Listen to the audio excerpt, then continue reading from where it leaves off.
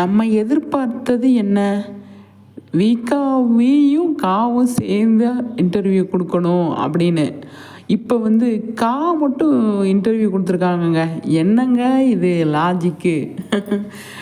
விஜய் வந்து விஜய், காவேரி 2 பேருமே சேர்ந்து தான் இன்டர்வியூ கொடுக்கணும் அப்படின்னு நம்ம வந்து எதிர்பார்த்தோம். அசார் அவங்களோட யூடியூப் சேனலுக்கு. இப்போ காவேரி மட்டும்தான் இன்டர்வியூ கொடுத்துருக்காங்க. செம்ம ட்ரெய்லர் மாதிரி, ஒரு ப்ரொமோஷன் மாதிரி கொடுத்துருக்காங்க. நல்லா இருக்குது பார்க்குறதுக்கு. ஆனால் அந்த இடத்துல விஜய் இல்லையேங்க. அதுதான் கொஞ்சம் மனசுக்கு கஷ்டமாக இருக்குது. அவர் இருந்திருந்தால் சூப்பராக இருந்திருக்கும். அவர் தனியாக ஒரு நாள் எடுப்பாங்களா இருக்குமாக்கும். அதுதான் அப்படி தான் காவேரி சொன்னாங்க. ஆனால் இப்போ 2 பேருமே சேர்ந்து இன்டர்வியூ கொடுத்துருந்தாங்கன்னா சூப்பராக இருந்திருக்கும். நான் அதை தான் எதிர்பார்த்தேன். அந்த இன்டர்வியூவில் இனி நிறைய விஷயங்கள் காவேரி வந்து பேசியிருக்காங்க. எமோஷ்னலாக பேசியிருக்காங்க.